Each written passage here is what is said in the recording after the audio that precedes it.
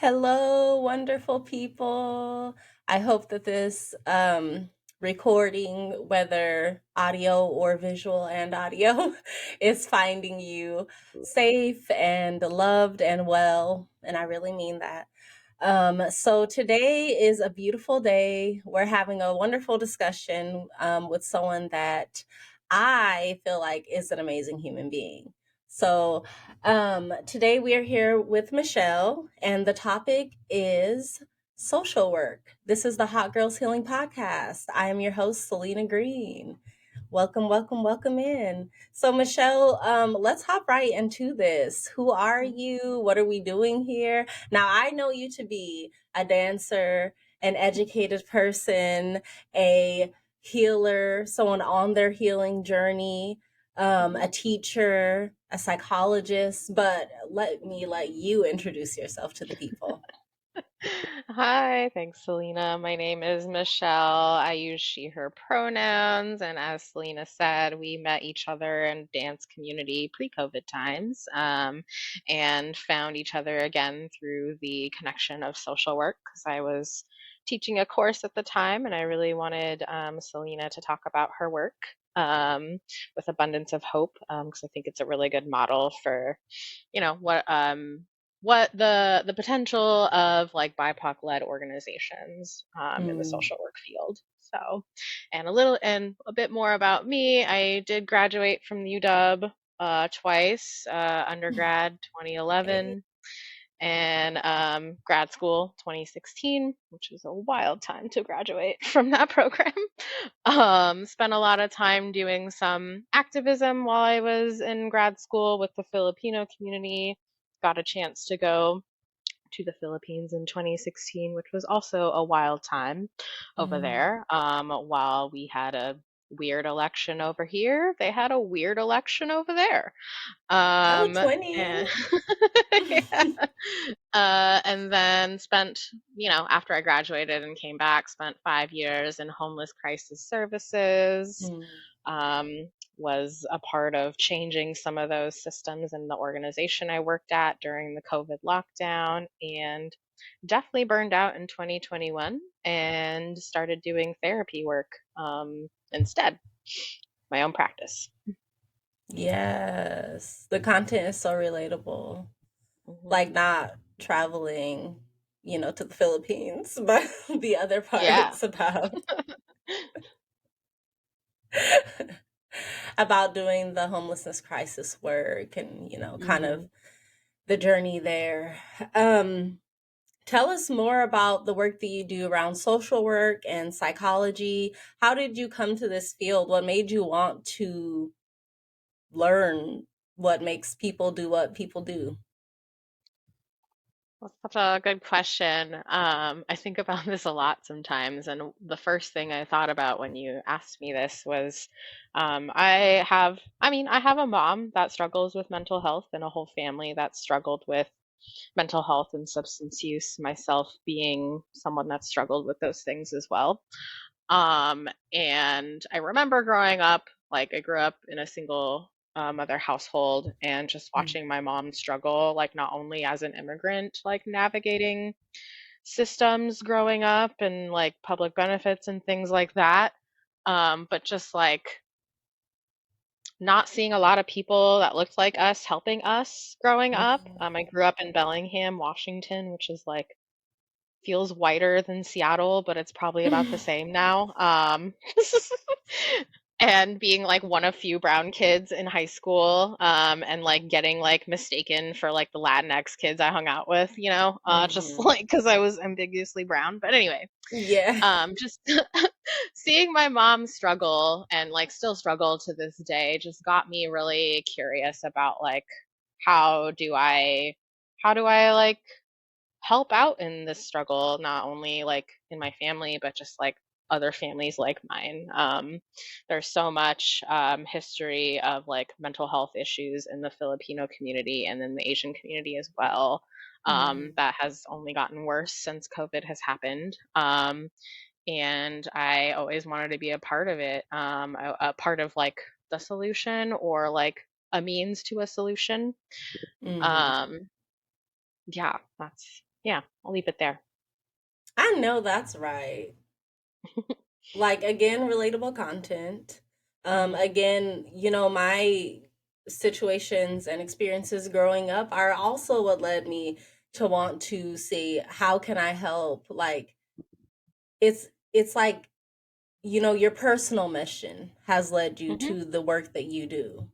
And I Hmm. love that. I think that we need to be doing that. And I think that it's important and kind of a millennial thing, if I dare say. Yeah. Like, we really need the work that we're doing to align with our personal missions. And we be having personal missions out here. I Hmm. love that. And I love that your experience led you to a beautiful place because, it's a choice. We all out here Hmm. traumatized. Bad things have Hmm. happened to all of us, most of us. I don't know. There might be somebody out there. I always want to leave room.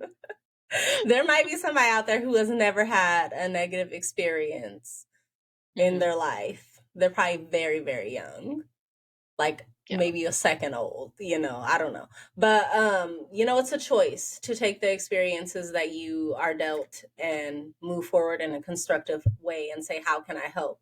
How can I make sure Hmm. other people aren't experiencing what I experienced or aren't experiencing it in the way that I experienced it?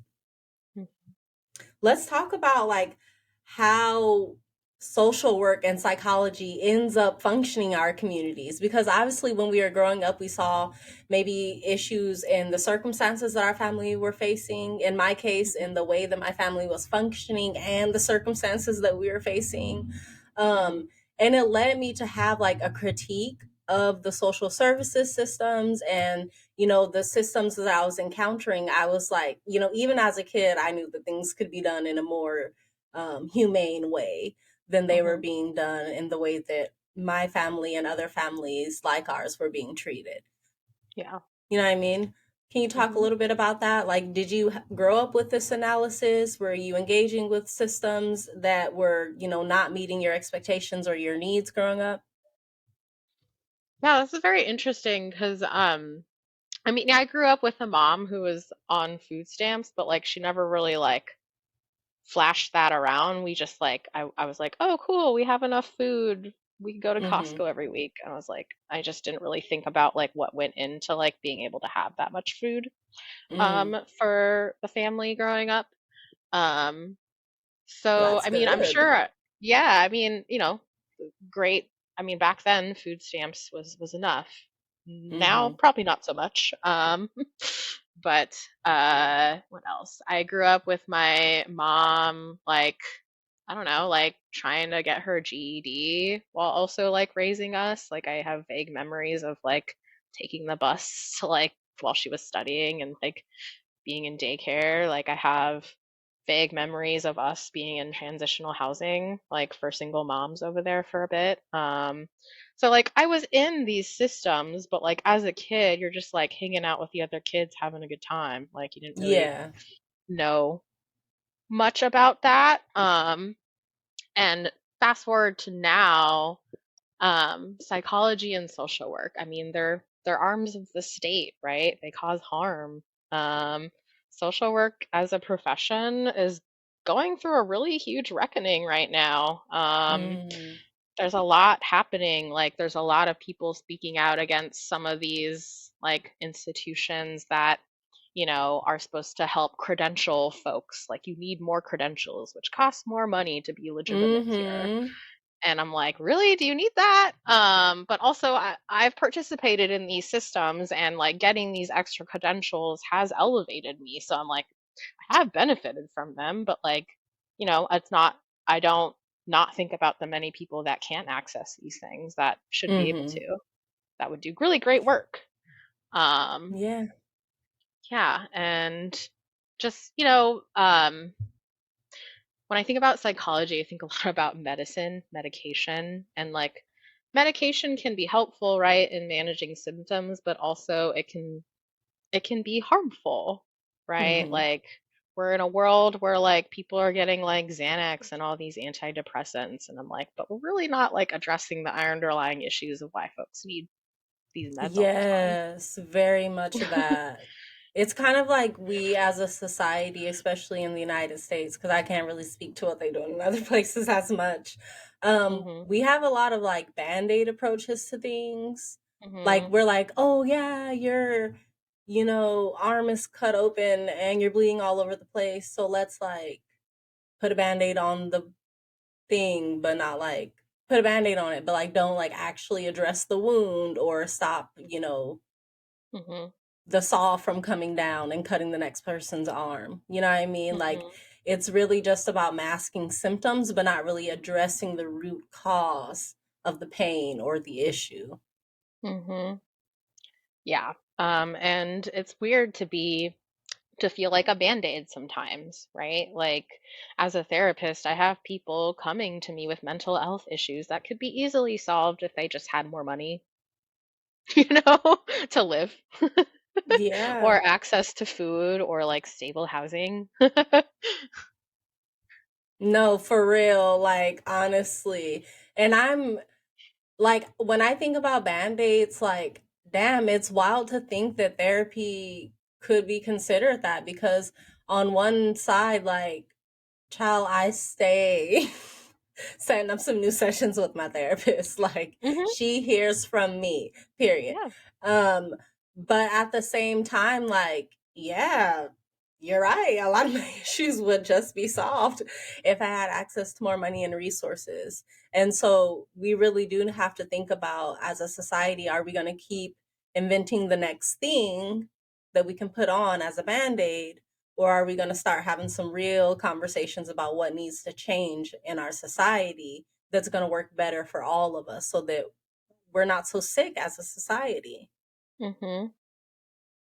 Yeah. I Dang. mean, I will say there's a lot of money in the therapy industry right now, and that's a good thing. And there's this Band-Aid piece, right? It's like someone can only do therapy for so long until like these issues get solved at a like societal level. Mm. But it's also so good to like for me, like I feel like therapy is such a good tool for the overall Mhm. healing that we need Yeah. to be doing as a society because I feel like a lot of the time people are avoiding hard conversations. And when you're in Hmm. therapy, what are you doing but constantly having these hard ass conversations? Yeah. I'm always telling my therapist, like, I'm like, I'll wait till the end of the session to where, like, I did the work and things aren't so bad. And I'm like, whew, like, I was not looking forward to this today. And she's always like, "Oh, really? Why?" I'm like, "Did you just see the mess that I was in the session? Like the tears, the child, the memories. Like, no." But honestly, I keep going back because the calm, right? The Hmm. power, the peace that Hmm. you get from addressing some things in your life that maybe you've been carrying around or whatever it is, like work through it. Get those Yeah. tools. Yeah, and I love how we're segueing to this other side of therapy, right? Because it can be healing, and everybody definitely should access mental health resources if they have them or if they're able Mhm. to. Um, I've worked with my therapist for 5, 6 years. I'm a Capricorn like that, and I love her because she's Asian. She's an Asian woman, and like she understands Yes. like what it's like to grow up as an immigrant child in the U.S. Like she understands that, and that's why I still work with her to this day. um, and there is a lot of beauty in being able to create a space or a container for someone to be able to unload their emotions. Like Mhm. sometimes therapists, they're the only folks that are able to like hold that for someone, right? Like, and there's a lot of healing that can come from someone being able to feel the range of emotions and have a set Mm. time to do that weekly, bi-weekly, monthly, because they Yes. may not have other places to do that in their life. Right, and then they like randomly turn in conversations into a therapy session that don't even need to be that. Um, Right. so yes, I feel you. Like, let's also talk about social work. Because I know it's Mhm. social work, like, a lot of the times when I think social work for the Black community, I'm always like, oh, like CPS. Like, obviously, they're terrible for our community. They take a lot of things that could be addressed with additional resources and help and tools, Mhm. and it results in our families being torn apart. But I also know, like, as someone who, was working has worked in nonprofit like my entire adult career, and I know like what we're doing at the grassroots level. I even know with like CPS, they like, trying to do a little rebrand, restructuring over there. So I know that social work is, we're coming at things differently. Like I just went Hmm. to a retreat the other day that was, for Black women and femmes, and Hmm. it was beautiful, and it was sponsored by Seattle Foundation. So it's Yeah. like, I went for free. It was an amazing event. They had food. We made our own rattlers. Like, Aw. oh, it was so amazing. It was indigenous led, everyone was Black and brown. It was such a beautiful healing space. A bit shed a tear. Okay. So Aw. I know that social work is coming at our communities, maybe in this new wave a little bit differently than they have in the past. Can you say something about that too? Yeah, what I love about social work and being a therapist, but trained as a social worker, is I look at Hmm. holistic care for somebody. Not every therapist is trained in that way, not to diss therapy counseling programs or just different approaches, but that's what I love about being a social worker coming into this work is like I'm not only holding space for the client and their feelings, but I'm like, okay, what in their environment is contributing to these feelings? Like, do they need access to a community resource like, whatever public benefit program to like meet their basic needs? Or Hmm. do they need to, I've definitely woven some case management in my therapy sessions. Like I've helped people fill out EBT like applications. Like I think that's important. That's definitely therapeutic. And yeah, Yes. like traditionally that's usually in a community mental health setting or in a nonprofit setting, but like why can't it be in a therapy setting? There's something about walking someone through a very complicated process like DSHS applications that can be healing and like can tell someone that this I can do this and like but I can't do this alone. So someone that knows at least enough of the system to help me navigate it can is a therapeutic thing. Yes. Oh my gosh. Wow. That could change someone's entire perspective, which is huge. And what really the gift that therapy has been for me has been perspective change. Hmm.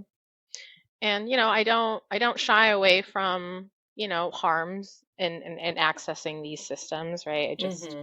did that in a session last week where we had to like call 911. It wasn't fun, but we had to Mm. do that. And I walked the client through the steps and was like, I know this isn't the best solution, but it's the only solution right now. And to be that kind of more like empathetic presence while you're navigating a system that has caused harm, sometimes that can be helpful. Sometimes, not all the time. I feel that. And Hmm. I also feel like, the access part is huge because with this new wave of, community healing, it's breaking down those barriers. Like Hmm. now, at this retreat, and I like literally cannot stop talking about Love it. it. Love it. I I'm love like, shout it. out to Infinite, like look her up because this retreat was absolutely amazing. I had my first sound bath. Have you had a sound bath, Michelle? Yes, they're so Let's talk great. about it. Love them. It Yeah, that's literally, I felt it washing over me. yeah, there's a lot happening Wow. with your brain while you process bilateral like sounds, right? Because you're working your left and right brain. Um, right, and these practices aren't new, right? Like indigenous Hmm. communities have been using sound and singing and Exactly. voices to process grief, trauma, like build community, right? Create healing spaces. And you see a lot of this resurfacing again, not only in the wellness spaces, but in the nonprofit spaces and in the mental health therapy spaces. I mean, I use tarot cards in my therapy work and I love it. It's great. Yes. Oh, absolutely. Tarot has been hugely healing for me. I do readings at least weekly, if not Hmm. multiple times a week. Yep. So, yeah. Same here. There's something about art and the cards and like Mm. archetypes and symbolism that can help a client look at something in a different way. I love that. Yes, decolonize the approaches to healing and let us all be Hmm. free. Yes. Like, it's so sexy. Yeah. Oh, indigenous healing. Okay, like get more into the ways that our ancestors healed themselves. A Hmm. testament. And I love like incorporating that into, what we know now, because Hmm. the thing about psychology and social work, doing the work and the research and applying it in real life to our communities, it shows that, being able to conceptualize our realities, there's power in that. Hmm. Being able to say like take some of the individual like guilt or shame that some of our communities feel about things that are structural and institutional. Social work helps us to do these things. Hmm. Yeah, definitely. Yeah, definitely. I think in these feelings, right, that folks are coming to therapy with, especially BIPOC communities or BIPOC individuals, like these aren't new, right? These are feelings that our Hmm. ancestors have carried, right? That we're still trying to process to this day, right? Like, I'm trying to think of a good example, like anxiety around like speaking out, right? Like, Mm. if you're like a femme, person of color, like, there's like a intergenerational trauma within that community of like the harms that come with trying to do that, and like each generation, right, of folks is trying to work through that every time, and Yes, pass down these like tools, right, these like indigenous centered healing practices to help work through that trauma cycle. absolutely. And it leads to us breaking generational curses. It's so Mhm. beautiful. And it can be as simple as speaking out or telling the truth.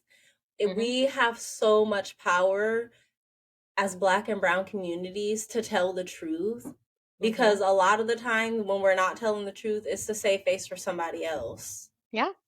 Yeah. And it's at And our this. expense, like, Yeah. oh, my throat chakra was screaming years ago at all the things that I needed to say that I was not saying.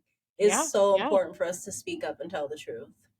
Yeah, and we are growing up in a world where we have all these tools that like distract and dissociate us. Like I went to this BIPOC led training to get trained in EMDR, which is using mindfulness and like eye movements, bilateral stimulation, like your sound bath experience to process trauma.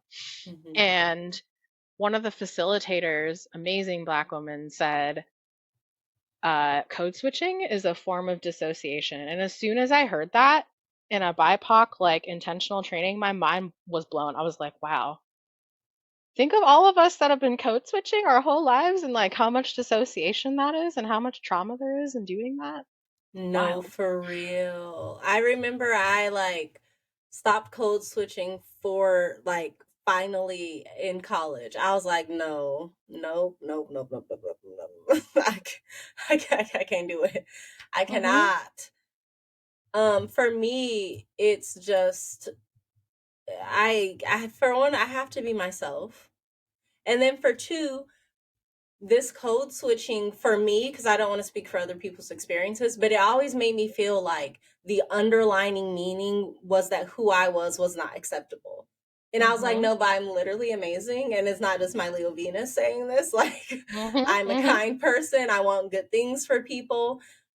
Like, if the way I show up and like bringing up my culture makes people feel threatened by me, then like, it doesn't even make sense to me. It has to be a them problem.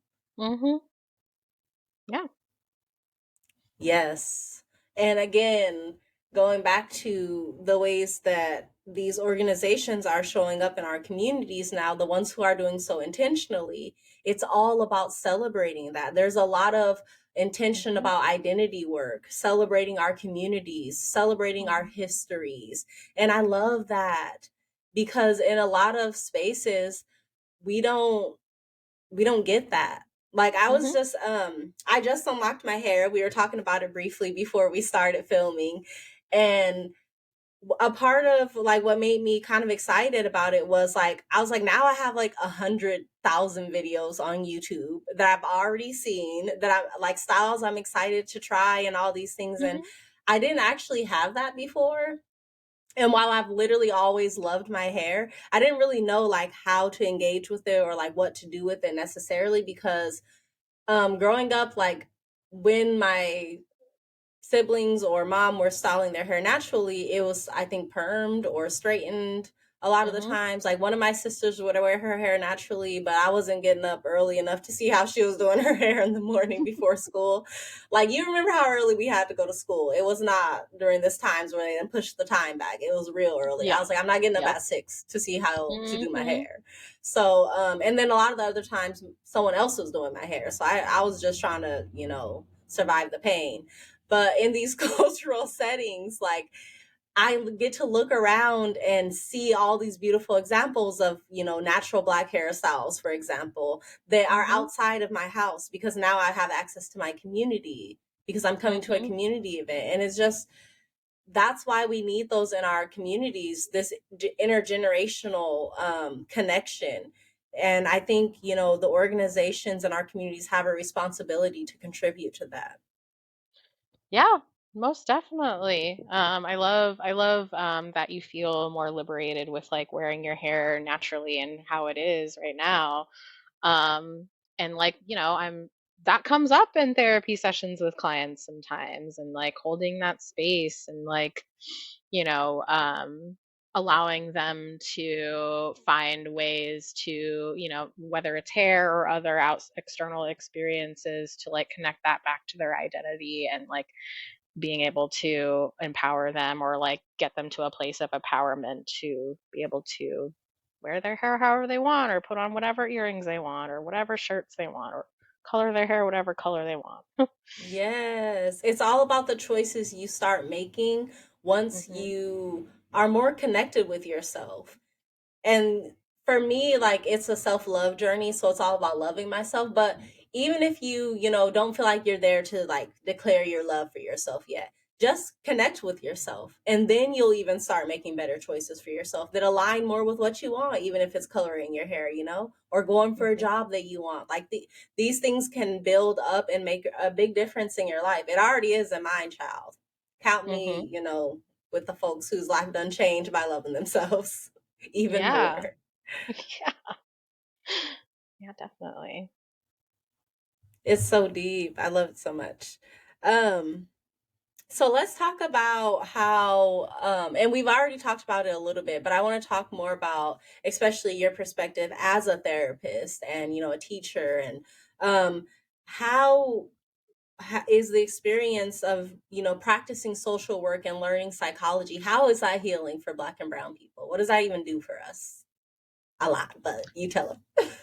I'm a fan of learning as much information as you can to make an informed decision, right? Sometimes, black and brown communities go to a doctor, mostly white doctor, to like be like, something's wrong with me. I don't know what it is. And they're like, here's a pill or lose weight or whatever harmful statement that, is from their training, but is not culturally affirming, right?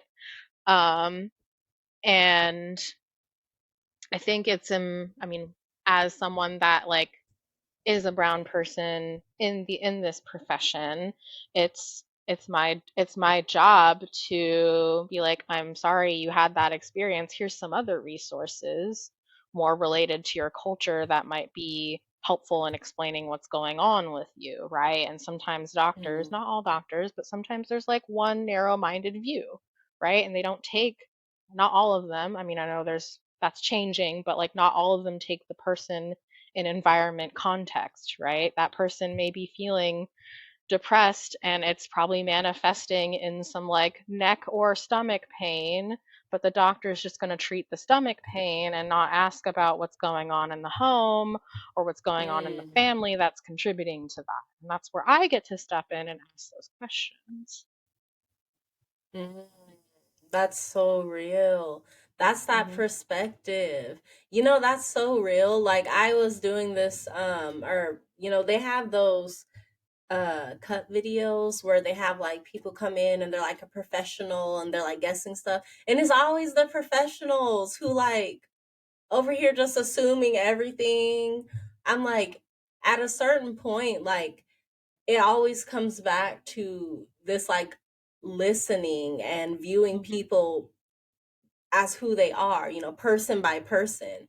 And I think that when we get in professional fields, certainly we see a lot of people. It can be really easy to start making quick assumptions. And then outside of the professional fields, even as people, it's easy to do that. So Mhm. that reminder of just seeing people who they are, not making these generalizations, and trying to, I think for me, as much as possible, to speak from yourself and your own experiences. It's also a power, to say, that's beyond my knowledge. I don't know. Mhm. Mhm. I say it all the time. Like I know what I know and I do not what I do not. Yeah, you're bringing in that humanistic element, which I think gets lost a lot in these professional fields, right? Like I say, I don't know a lot. Let's figure it out together. Or let me ask around in my networks, right? And find something for you or someone that can point you to whatever you need, right? I Yeah, it's think, that. yeah. Oh, sorry, please continue. No, I was just going to say, I think there's a lot of power as a social worker in knowing the resources that exist and being connected to other social workers, right? Like that beauty of the Mm. shared resources. Yes. You're really like saying exactly what I was like gonna say, ask you Oh, to say more about, like how we can collaborate, because in the nonprofit sector, I know this is a field where collaboration surprisingly is kind of a newer theme between mhm. nonprofits. There's so much collaboration that it really can sometimes get in the way of us doing the community work that we so desperately need and to be doing.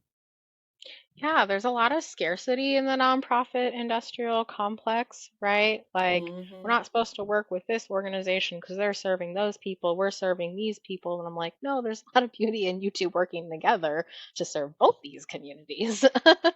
um, Sometimes in nonprofit worlds, I don't know if you experience this, but like, I got to do it all myself. It's all on the organization's shoulders, and it doesn't have to be that way. Like coalition building is so important, needs to happen Yeah. way more than it does. Um, and we gotta stop competing for like grant money and like find ways to work together to create better like monetary resources. I mean, there's a lot of potential, and it's already happening of schools partnering with therapists to provide therapy work Hmm. because schools are not safe places right now for our kids, and there's not enough resources for them to explore the root causes of why, and therapists can be a means to a solution, not the only Oh, solution. so important. I really like, whew, our schools have changed so much with more resources and therapists. Mhm. And it's so sad because our babies deserve so much better. They're so stressed out. They're so Mhm. sad. They're so confused. And they're feeling so many emotions, constantly having to process trauma. And then going to school and having to do homework on top of it. I honestly couldn't imagine being in high school right now. Could you imagine being Mhm. in high school with all the Right homework, now, girl? hell no. I don't know how we did it back in the day with Shout less out to the resources youth. or, No, or for earlier or real. getting up earlier than the youth have to get up these days. Because we were definitely like experiencing like Bush's wars growing up. So it was a whole thing Mhm. too. But it's just so much happening, and our youth needs so much more resources and so many more therapists in school. One of my girls is a therapist in school, a school counselor, and it's like, oh my gosh, Mhm. like just knowing, not that she's like even really telling me any details, she just like, there's a lot going on, the Mhm. youth are experiencing a lot of emotions, and I'm like, I bet, on the nonprofit end of things, like they are stressed out, they are aware of the Mhm. fact that their households don't have their basic needs met, like you said, Mhm. and that really can get in the way of doing the work.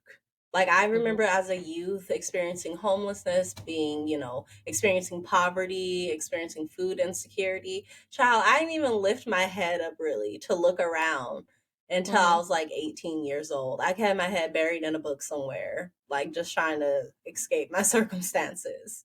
So I can only imagine. Yeah, and the beauty of social work is, and even being a therapist as a social worker, is that Hmm. yes, there's like an individual client I serve, but that client is a part of like a family system. And there are moments where I bring in family members into sessions. Quite an interesting time, but like there's a lot of healing that can happen, especially I work with quite a few neurodivergent kiddos and like that have neurotypical parents that don't know how to communicate to their child in a healthy way. And it's like Mm. therapy can be a space to explore that. Oh, I love that so much. Healing people Hmm. and healing families. And how so much of it is through hard discussions. That's why I'm always like when people are like, "Oh, we don't need therapy. We don't need to just talk about our traumas." I'm like, "Why do you think people just go to therapy and all they do is talk about what their trauma was?" And then they're like, okay, cool, bye, see you next time. And then they just come back and talk about their trauma again. Like, I think that's what people imagine the therapy is. And for the record, y'all, if you imagine that you go to therapy and all you do is just talk about your trauma, that's not what it is. That's not Yeah, what the it's good only a small therapist. piece. I ain't gonna tell you that you may not have experienced that, but that's not what it's supposed to be. Yeah.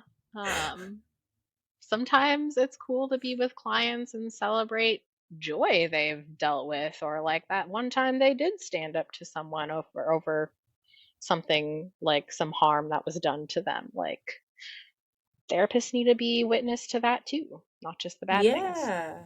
And sometimes you're just talking about, like, for me, I'll be like, let me bounce a situation off of you real quick. Mhm. Mhm. Sometimes I just go to my therapist for an objective third party to hear my thoughts about something, give me some feedback. Yeah. It is not, you can be really solutions oriented in therapy if that's your jam. I just want to put that Mhm. out there. Like, it can work for you the way that it needs to work for you. Yeah, I mean, sometimes I have therapy sessions where folks are talking the whole time. Sometimes I might need to ask questions to get them to talk more, and I have sessions where I literally just sit and color with people. That's a session. Someone needed that. Yes, I love that.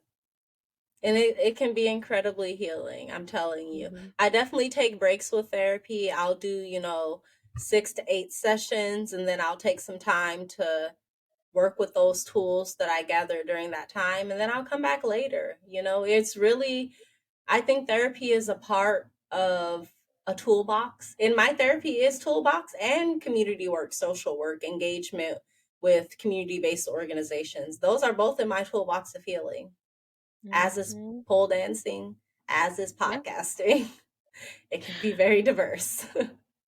I love how you do a few 6 to 8 sessions and then take a break because sometimes there's this notion that like you constantly have to be in therapy or there's something wrong with you if you're not seeing your therapist all the time. Like it it can be beneficial to like and I think it's great when folks start with me weekly, then move to biweekly, then move to monthly because that means like what we're doing is working to the point of Hmm. where they don't need me anymore. That's like the point.